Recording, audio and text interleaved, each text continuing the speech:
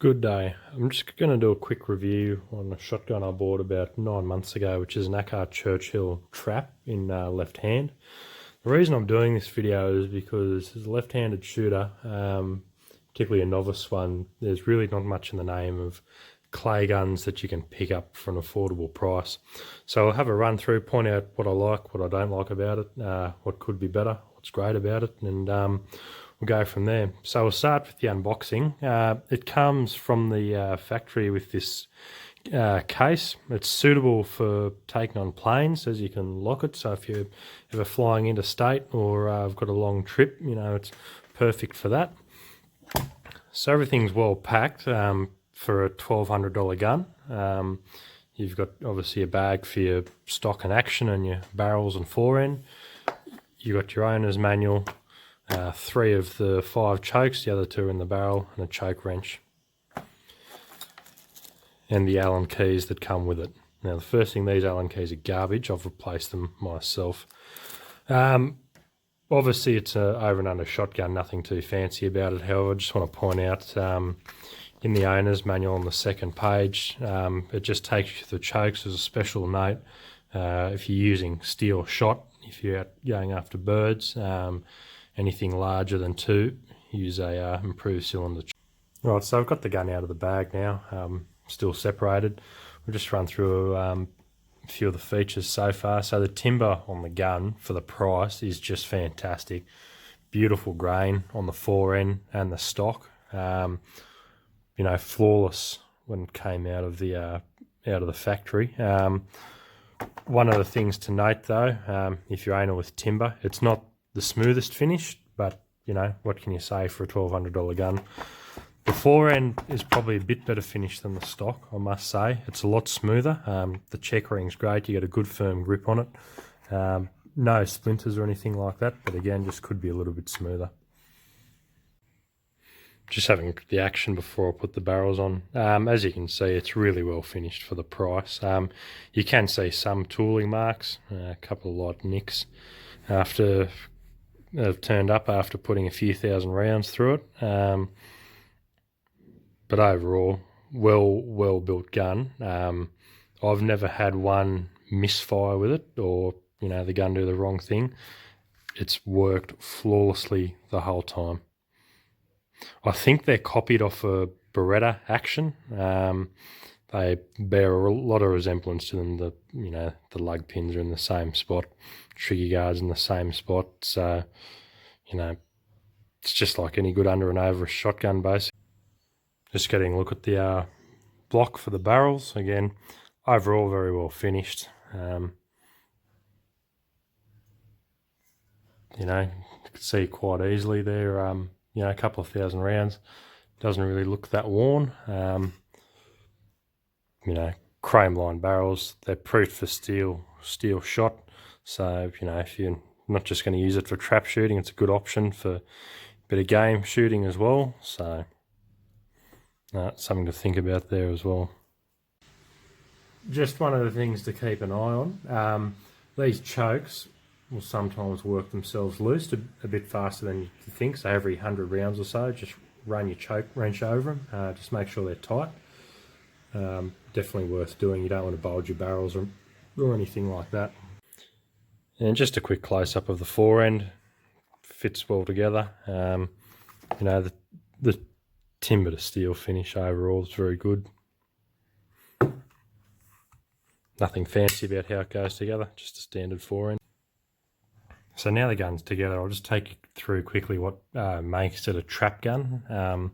For anyone sort of new to shotguns, or you know, if you are looking to get into the clay target game. So first of all, the stock compared to a sporter stock is raised at the comb. This particular model has an adjustable stock which can go up or down or side to side. Then moving along the other parts, the raised rib. These high ribs are very common on trap guns. This is a 10mm raised rib. Also got a mid bead, which is a very good feature for a trap gun, particularly the beginner, when that gun mount is just so important. The other feature it's got, which a lot of guns at this price point won't, is ported barrels. It is noticeably different with reducing your muzzle rise. One of the things to note about them, when you're cleaning the gun, if you've got, cheap cleaning gear like cheap cloths or cheap bore snakes, what it does on the inside, bits of fluff will catch on them, things like that. So if you do get one of these guns, probably just make sure you get some good quality cleaning rags and brushes for them, just to keep them in tip-top shape. Where timber meets steel is just fantastic. I don't know if anyone's got an Adler lever action. Where timber meets steel there is just garbage. These are fantastic. Everything looks like it's meant to fit there. There's no bad edges or, timber poking out where it shouldn't be or anything nasty like that. Which is just great for a gun that wasn't much more than $1,200. As I stated in the start of this video, one of the points of this video was it's a left-handed gun off the shelf, which is quite hard to buy. I'm not sure if you can see, we're just looking down the rib now, and you can see the stock just veers off to the left a tad. I've been looking for some time to get into trap, and I've just struggled to find a left-handed gun. Now, I'm not quite sure what the deal is now, but when I bought this gun new from my dealer, I asked for if they could put an adjustable stock on it, and they said they couldn't. And I said, all right, just get me one without it. Anyway, it turned up from the factory with an adjustable stock, and these left-handed adjustable stocks aren't advertised, so I'm not quite sure if they continue to make them or not. But just another thing to note with the stocks to make a dedicated left hand is on the left-hand side, the stocks are just here as swollen for your palm, which just helps you grip the gun a bit more comfortably. If you buy the right-handed version, obviously you'll have the palm swell on this side, which is, a feature like this, you don't see it on a gun that's less than $4,000 or $5,000, like your Berettas or your Paratis and things like that. Just got the gun open up now. As you can see, the ejectors are out, split ejectors, which is just ideal for trap. All the Akkar guns have these except for the side-by-sides. They've just got extractors. So on the back here, this is where you've got your safety. So it's on safe now. You can select your barrel. So on trap, your first barrel will be your under barrel. If you want the over barrel to fire first, you just flick it onto over and then fire, and then off she goes. Just while I've got it open, like all guns, it prefers some ammo over others. The cheap club loads, mate, I wouldn't really recommend them. Look, I'm not by any means a good shooter. The best I've ever shot's about 21 out of 25. That gives you an indication. That was with this gun using Ely Olympic Blues. And I shot in the same night a 21, a 20 and a 19 and another 20. The next night, it was the same again up there. But I ran some cheaper ammo through it. Scores dropped down to about 15. 12. I think I had a pretty nasty one there, and that was the best I could do, was 15 with the cheaper club loads out of 25. I guess just to finish the video up, I'll just run through things I like and don't like about the gun. I don't like how on the stock here and on the other side, I'm not sure if you can see, but just along here, the finish has started to wear off. So the gun just needs a bit of oil, but this is only after a couple of thousand shots. Like, this gun hasn't been flogged or neglected or anything, but already it's just starting to wear, or it just sees a high bit of use, so I'll have to give that a re-oil soon.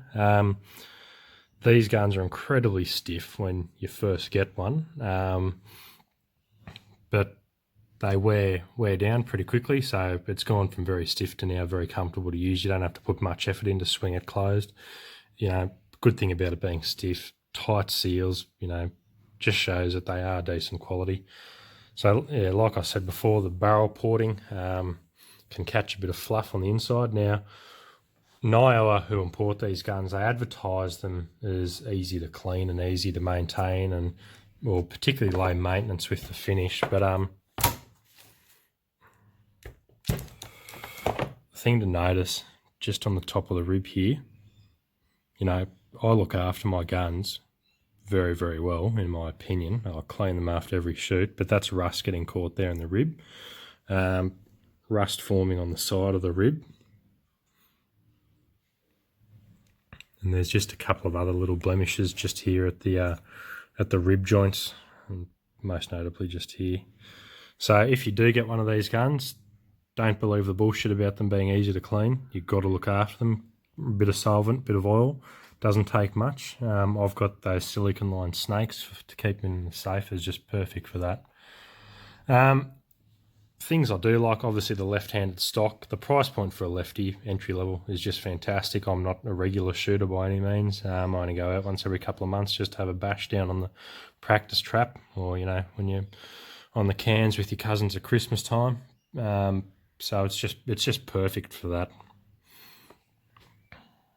The mid bead, just another great feature.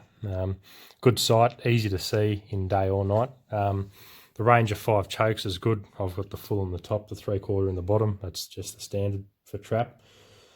What else can I tell you? Yeah, everything just fits well. It's a simple gun, easy to use, easy to point. But again, it just all fits well together. And this stainless chrome work here is just great.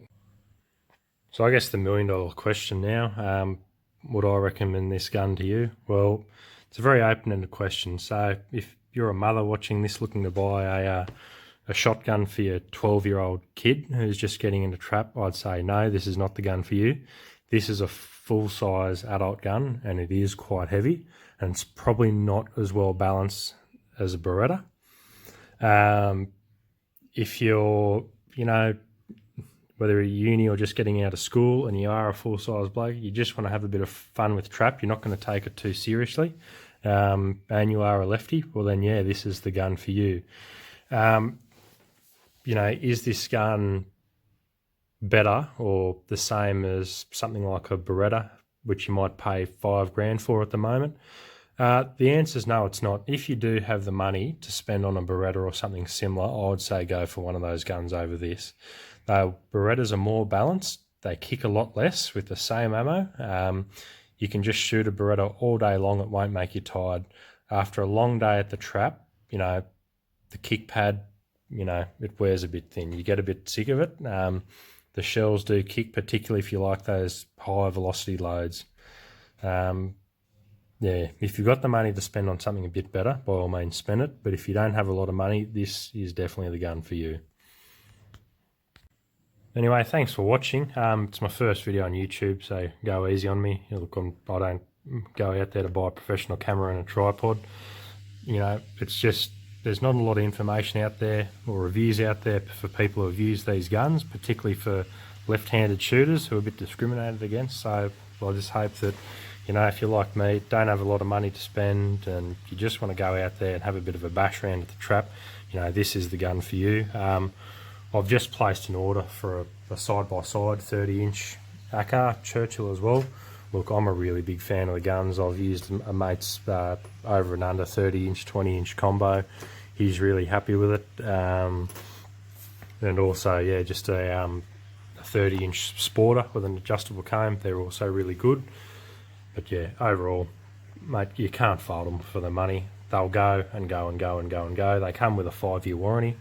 They're cased 5 chokes, so if you get out there having a go at some skeet with it and all that, they're just great guns all around.